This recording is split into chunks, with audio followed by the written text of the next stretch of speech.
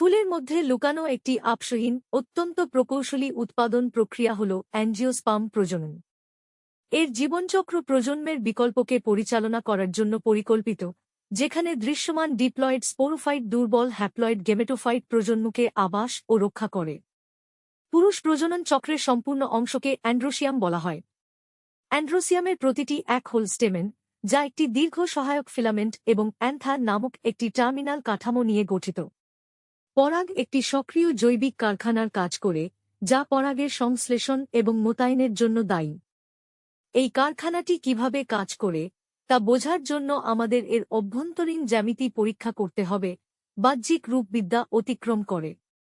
পরাগের স্থাপত্যকে অবশ্যই দুটি পরস্পরবিরোধী কার্যকারিতার মধ্যে ভারসাম্য রক্ষা করতে হবে।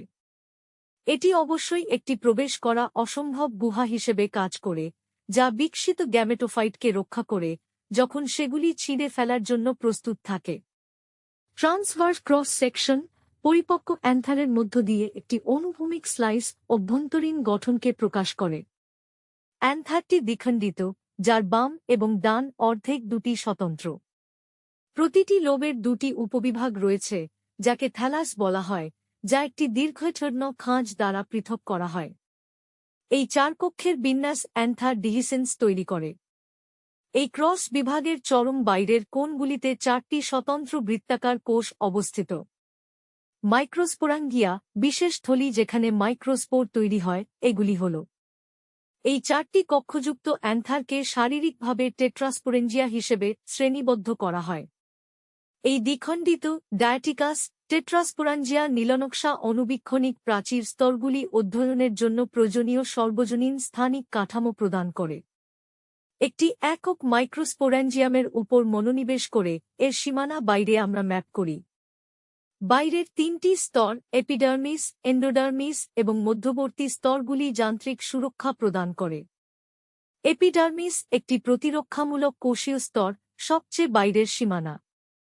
দ্বিতীয় অভ্যন্তরীণ স্তর এন্ডোথিসিয়াম, যেখানে তন্তুযুক্ত সেলুলোজ থিকেনিং তৈরি করে কোষগুলি। এই এন্ডোথিসিয়াম কোষগুলি আর্দ্রতাগ্রাহী, অর্থাৎ তারা পরিবেষ্টিত আর্দ্রতার মাত্রার ওপর ভিত্তি করে প্রসারিত এবং সংকুচিত হয়।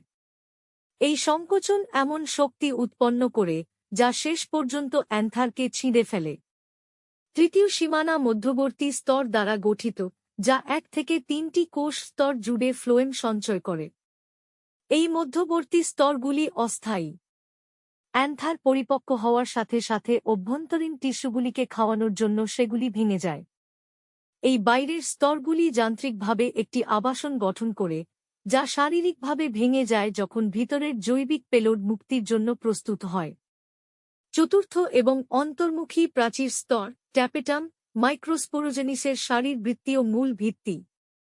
ট্যাপেটাম একটি অত্যন্ত সক্রিয় স্রাবী পুষ্টিকর কোষ হিসেবে কাজ করে, যান্ত্রিক সুরক্ষার পরিবর্তে বিশেষ জৈবিক সমর্থন প্রদান করে। টেপেটাল কোষগুলি প্রায়শই পলিপ্লয়েড বা বহুবিভাজিত হয়, যার অর্থ একাধিক সেট ক্রোমোজোম তারা ধারণ করে।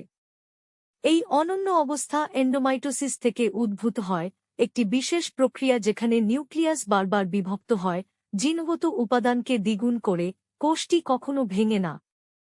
এই ঘন জিনগত উপাদানটি ট্যাপেটামের জন্য বিকশিত গামেটগুলির প্রয়োজনীয় উৎসেচক, হরমোন এবং পুষ্টি সংশ্লেষণ করতে দেয়। স্পোরোপাইটের সবচেয়ে গুরুত্বপূর্ণ পণ্যগুলির মধ্যে একটি। স্পোরোপাইট একটি অত্যন্ত প্রতিরোধী জৈব যৌগ, যা চরম তাপ, শক্তিশালী অ্যাসিড এবং গুরুতর উৎসেচক অবক্ষয়ের মধ্যে বেঁচে থাকার সক্ষমতা রাখে। টেপেটাম স্পোরোপাইট এক্সিন গঠন করে, যা পরাগকণিকার শক্ত বাইরের খোল নিঃসরণ করে। পরাগকণা পরিপক্ক হওয়ার সাথে সাথে ট্যাপেটামকে পুরোপুরিভাবে গ্রাস করে ফেলে, ফলে একটি খালি থলি পিছনে রয়ে যায়। টেপেটাম একটি জৈব রাসায়নিক উৎপাদন ইঞ্জিন হিসেবে কাজ করে, যা মাইক্রোস্পোরাঙ্গিয়ামকে একটি জীবাণুমুক্ত ভল্ট থেকে উর্বর চেম্বারে রূপান্তরিত করে।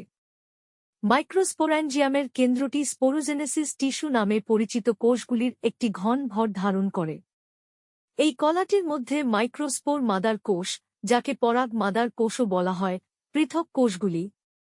এই মাতৃকোষগুলি 2N বা ডিপ্লয়েড উদ্ভিদের ক্রোমোজোমের একটি সম্পূর্ণ সেট বহন করে।